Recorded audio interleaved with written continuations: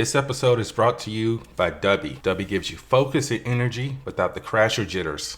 It has no sugar, fillers, or artificial dyes.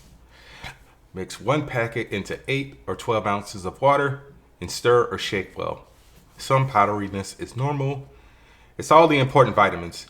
Drink and go conquer a task. Use promo code Angry Blerd 10 at checkout to save 10% on your order at dubby.gg.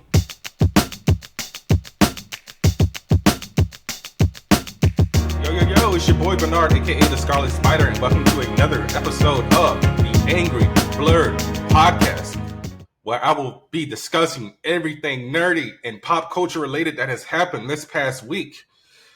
All right, so I came in with some high energy, and unfortunately, I have to bring it down a little bit low because, unfortunately, we do have to give a rest in peace to the man who taught Adam Sandler how to golf, who helped Sylvester Stallone with his boxing game, who taught Din Djarin how to be a dad, and that is Mr. Carl Weathers. He passed away on February the 1st at the age of 76. Last time I checked, no cause of death was given, but the outpour of his castmates has been flowing on the internet for the past few days. Pedro Pascal said words. He has no words to discuss this loss exactly, but he did say that Carl was a very talented actor. He had fun working with him, and he just had 8 eyes for things. Because, I mean, the man was acting for over, probably roughly about 50 years or so. I mean, when did the first Rocky come out? Like the 70s? So, yeah, I mean, Adam Sandler posted on Instagram, a true great man, great dad, great actor, great athlete. So much fun to be around. Always smart as hell, loyal as hell, funny as hell. Loved his sons more than anything. What a guy. Everyone loved him. My wife and I had the best times with him every time we saw him. Loved his entire family, and Carl will always be known as a true legend. So for those of you who have no idea what the hell Adam Sandler is talking about, Adam Sandler did a little movie in the 90s called Happy Gilmore, where he was a hockey player who had to earn money to save his, I want to say his grandmother's house, or was it his aunt's house? I can't remember. It's been so long since I've seen the movie. But Chubbs was a retired golfer who taught him the fundamentals of golf because he just went in there as like basically a goon and just like was just shit whipping everything. Sylvester Stallone, who worked with him on Rocky, had this to say. Hello, everyone. Today is an incredibly sad day for me. I mean, I'm so torn up, I can't even tell you. I'm just trying to hold it in because Carl Weathers was such an integral part of my life, my success, everything about it. I give him incredible credit and kudos because when he walked into that room and I saw him for the first time, I saw greatness, but I didn't realize how great. I never could have accomplished what we did with Rocky without him. He was absolutely brilliant. His voice, his size, his power, his athletic ability, but more importantly, his heart, his soul. It's a horrible loss. And I'm standing here in front of this painting because it was probably the last moment we were ever in the ring together, and I'll never forget it. Arnold Schwarzenegger, who worked with him on Predator, said Carl Weathers will always be a legend, an extraordinary athlete, a fantastic actor, and a great person. We couldn't have made Predator without him, and we certainly would not have had such a wonderful time making it without him. So I'm going to go over a few more things that we may have seen Carl Weathers in. He also directed the episode of The Mandalorian with Kellerman Beck, who's played by Ahmad Best. So I'm just going off of films right now. So obviously Rocky 1 and 2. He was in Close Encounters of the Third Kind. Action Jackson. Little Nicky, 8 Crazy Nights. The Comebacks. Think Like a Man 2. He was also in Toy Story 4 as Combat Carl. He was also on an episode of the $6 Million Man, Kung Fu, Starsky and Hutch. Street Justice, he was on In the Heat of the Night. The Shield. ER, he was in an episode of Psych. He was on an episode of Regular Show, Toy Story of Terror, Chicago PD, Star versus the Forces of Evil, Law and Order Special Victims Unit, Magnum PI, the most recent series that was done a few years ago, Pinky Malinky, and obviously The Mandalorian. He also provided video game work on Mercenaries Playground of Destruction. That was a very good game. We need that franchise to come back. The Artful Escape, and he also provided his likeness and voice for Jax for the Mortal Kombat X DLC. So yeah, rest in peace to Carl Weathers. Everyone knows Carl Weathers from something or other, but a lot of the younger generation know him from the most awesome handshake in history, and that is from Predator, which will be posted here in the video.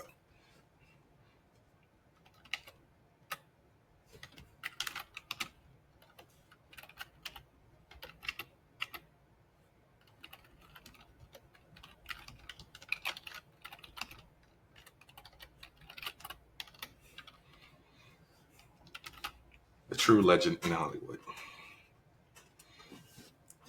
The true legend in Hollywood. So we actually got some Sonic the Hedgehog 3 news, and that's Kirsten Ritter, who we all know from Jessica Jones, Breaking Bad, Don't Trust to Be in Apartment 23, will be joining the cast of Sonic 3 alongside Cristo Fernandez, who was on Ted Lasso. Didn't watch Ted Lasso. I have Apple TV Plus, and I'm just not using it for anything. Apparently, he also provided the voice of Wheeljack in Transformers: Rise of the Beast. He is on the Zorro series that is on Prime Video right now. And apparently, he played a bartender in Spider-Man: No Way Home. I guess in the scene with Eddie Brock. But yeah, my best guess is Kirsten Ritter is probably going to be playing Amy Rose. And Jim Carrey will be returning as Dr. Robotnik, because he originally said that he was planning to retire. It also looks like James Woke, Sophia Permas, and Jorma Taccone from The Lonely Island will also be joining the cast. But, well, I can't wait. Christmas 2024, let's get it. All right? They got to do like an updated version of Live and Learn for this damn movie. Live and learn, hanging on the edge of tomorrow. All right. So for those of you who are fans of How to Train Your Dragon, you already know that the live-action remake is coming. But the live-action remake will be its own film and its own interpretation. All right? So this is not going to be a shot-for-shot remake. And some people are saying, whoa, a live-action adaptation acknowledging animation is a valid form of cinema.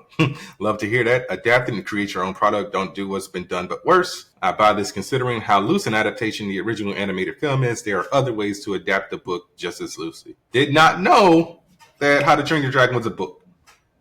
Somebody threw a little bit of shade of at Avatar: The Last Airbender because they're cutting down on Zuko's sexism. So that just leaves the space to how is that character going to grow. But yeah, Nico Parker was doing an interview with The Big Picture, and she was talking about how she is nervous to, take on this well-beloved franchise. But she said, I'm nervous about it all because I care so much about it, and everyone cares about it so much.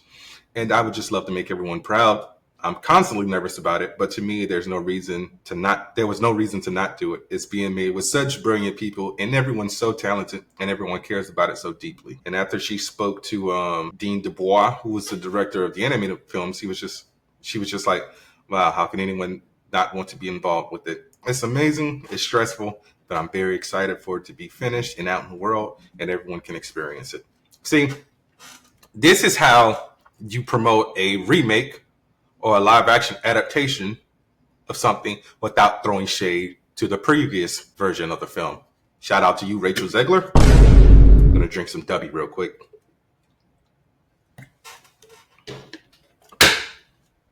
But yeah.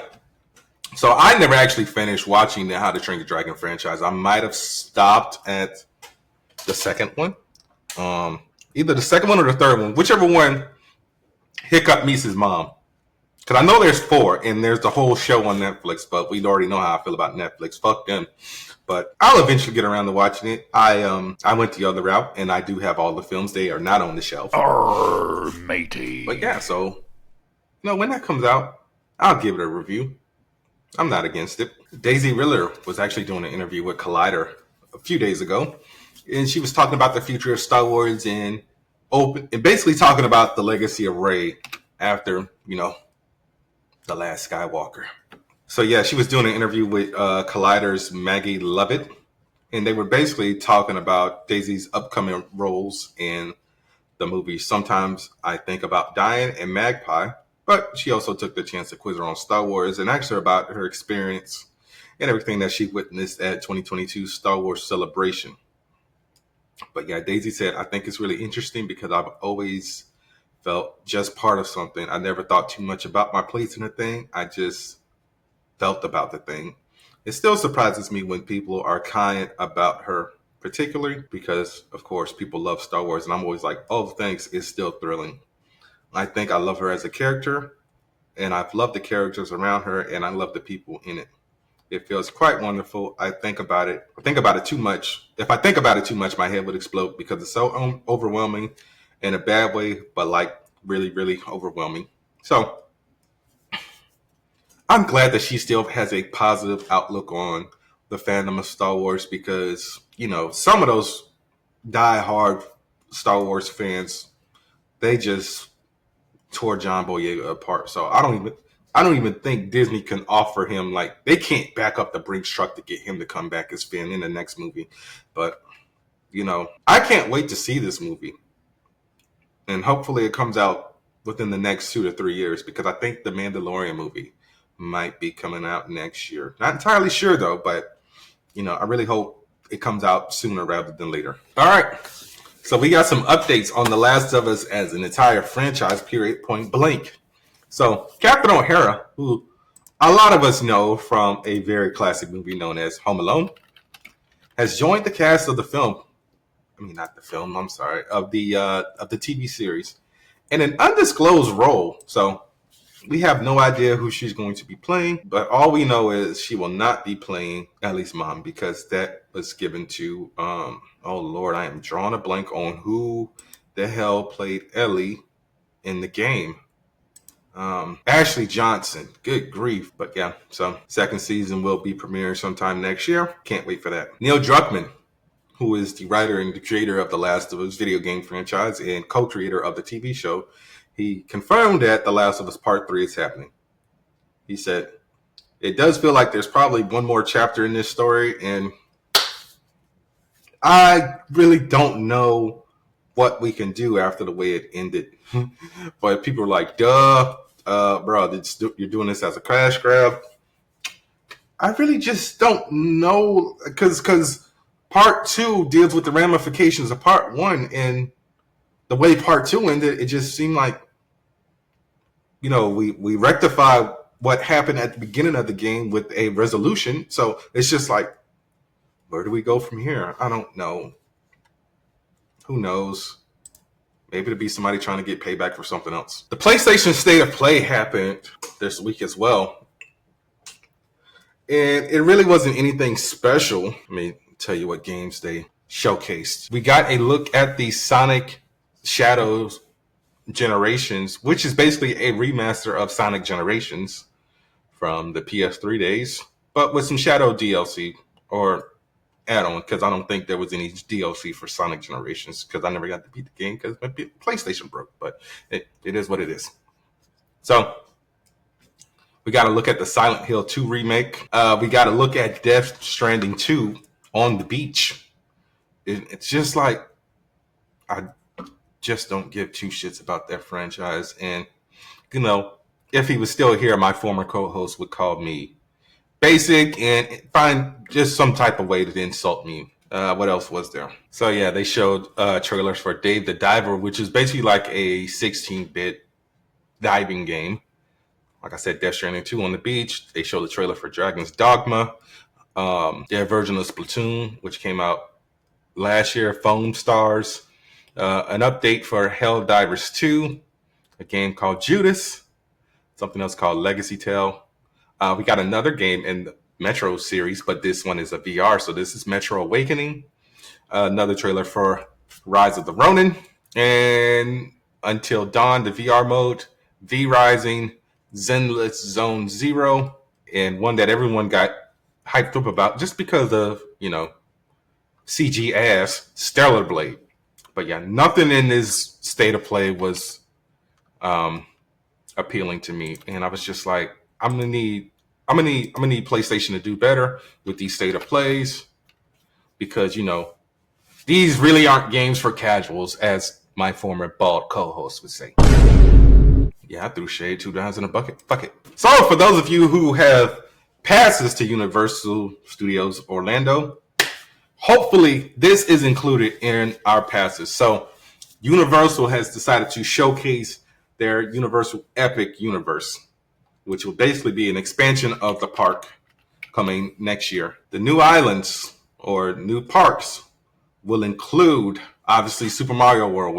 Everyone knew about that one already. We're getting an expansion on the Wizarding World of Harry Potter with the Ministry of Magic, because so far we only have Diagon Alley and Hogsmeade. We're going to get the How to Train Your Dragon, Isle of Berk, and the Dark Universe, which everyone thought was dead because this was supposed to be a film franchise, and the Dark Universe was supposed to get kicked off with 2014's The Mummy. Did that movie come out in 2014? The one with Tom Cruise and Sofia Boutella? Oh, 2017. I'm tripping. Yeah, nobody saw this movie. But yeah, so that's going to have a whole theme park. And I can't wait to see what, I really hope all of this is just like split between Universal and Islands of Adventure, because I don't want them to build a whole nother park that now I have to go spend like, an additional $30 a month on my annual pass, which will bring it up to like $90. I mean, fuck! But can't wait to see more of it. And I definitely want to go to the Super Mario Park because the one in Tokyo looks awesome. And I think it's done in California. I think I've been seeing people post videos from the one in California. But yeah, can't wait for it. And when I go, I will definitely be buying a GoPro and I will be vlogging the whole damn thing. So we got an update on who will be cast as Supergirl for the Supergirl Woman of Tomorrow film. And that would be Millie Alcock from, what the hell is she in? House of the Dragon? I know it's one of them damn shows I don't watch. It's either House of the Dragon or the Rings of Power. Oh, no, House of the Dragon. So yeah.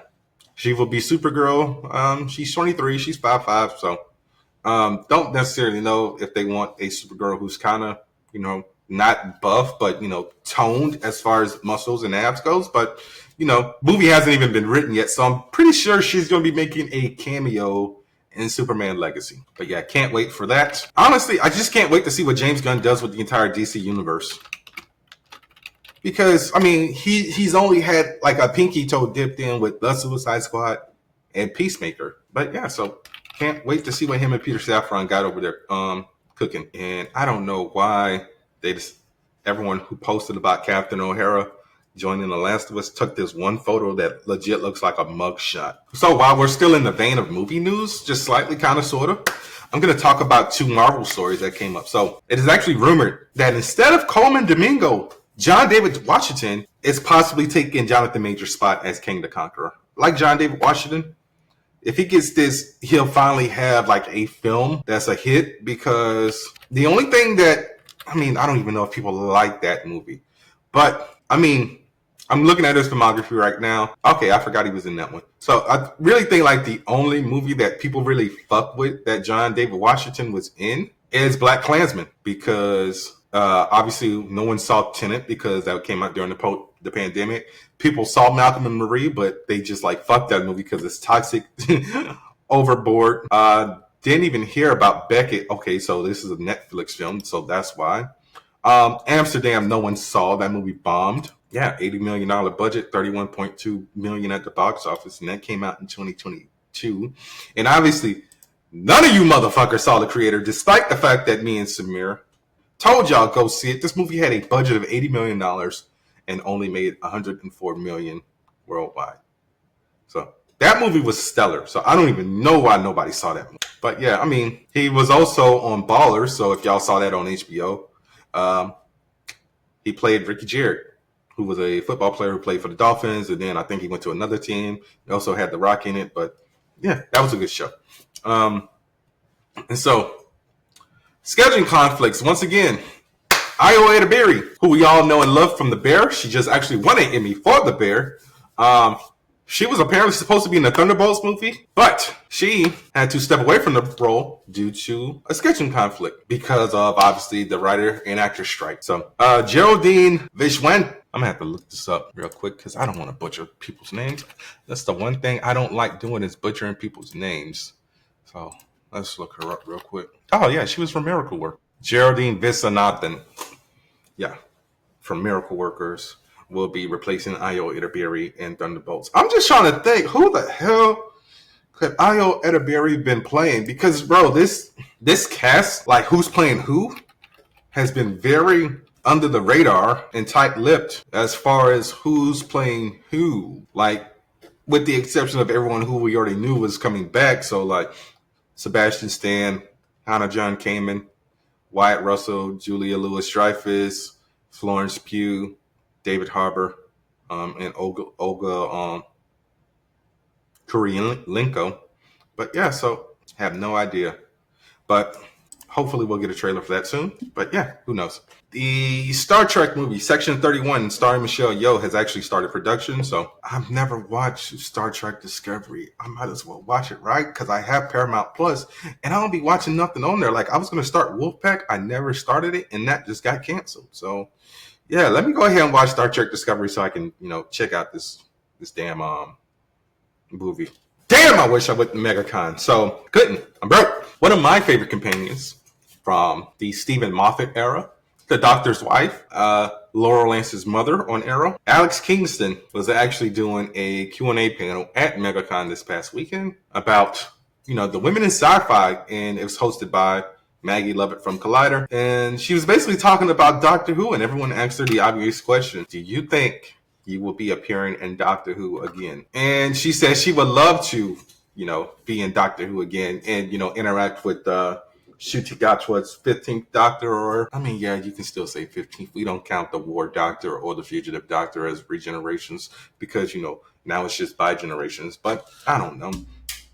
But yeah, so yeah, she spoke about, perhaps this is the last time we've seen River Song. And she said it was such a wonderful journey, and the journey may still continue. Who knows? Can you imagine just flying the TARDIS and going on all those incredible different dimensions in time and space?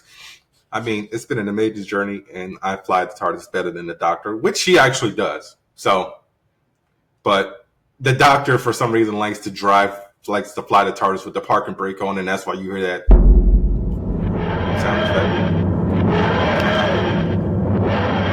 But I really got to start trying to go to more conventions outside of Miami. But yeah, so, I would have loved to go, but I just couldn't. All right, guys, I think it's time for our reviews. So if you have not watched Masters of the Universe Revolution and episodes 7 and 8 of Percy Jackson, I highly suggest you turn off the podcast, come back and watch those later. All right, let's get into Masters of the Universe Revolution. So the first 5 episodes of the series dropped, and boy, they were amazing. So episode 1, Even for Kings. So this basically follows up right after Masters of the Universe Revelation. And it said, the battle erupts between good and evil when a mysterious traveler embarks on a journey to Subternia, and Tila seeks guidance from a trusted source. So I forgot Orko came back from the dead, because I was talking to my boy, shout out Ken. Y'all go follow him on Instagram at Ken Lantern. He provides karaoke services pretty much in all of, I want to say, most of Florida. I will double check that for you guys.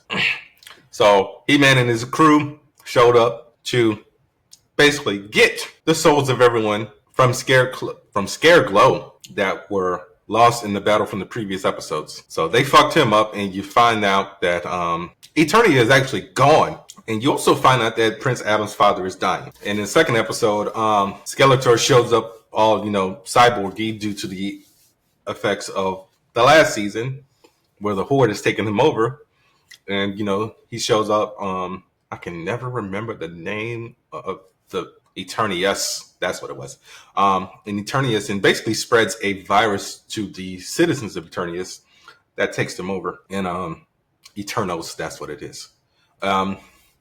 Adam's father dies, and he has to give up being He-Man in order to be King of Eternius. And while he's conflicted on that, we get a flashback about, his father and his father's brother, who was Keldor. And you find out that Keldor is actually still alive because everyone thinks he's dead. And so that was a shocking choice. In that same episode, Adam discovers that the Sword of Power can actually reverse the effects of the virus that Skeletor is spreading through Eternus. In episode 3, Skeletor deputizes Duncan and Orko to find out a way to make the Sword of Power stronger to combat the virus in case it should spread even further. So he gives the sword to Duncan and Orko while he's still He-Manned up, and he decides to go after Skeletor and put it into all the shenanigans. But you also find out in a series of flashbacks that Skeletor is He-Man's uncle. Say, what? I'm not surprised because I already knew this because I read the He-Man comics that DC did about maybe 7-8 years ago now at this point.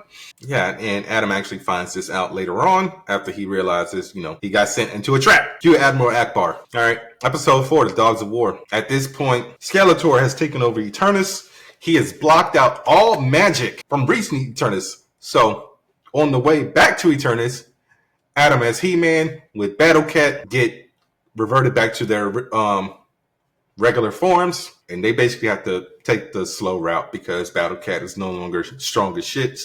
And Adam is no longer strong as shit. Meanwhile, Teela is trying to find a way to bring back Eternia. So she has to get the 3 points of magic, which are snake related, the one that she already has, and Skeletor's magic. And Evil Lyn, who is now just Lyn, is assisting her with this. So meanwhile, Adam's trying to truck across the desert. Teela, Man-at-Arms, and a few other people are defending Eternia. Meanwhile, Orko was left behind to work on the sword. And we also got Gwildor in the show. And for those of you who don't know who Gwildor is, Gwildor first appeared in the Masters of the Universe movie from 84? 87.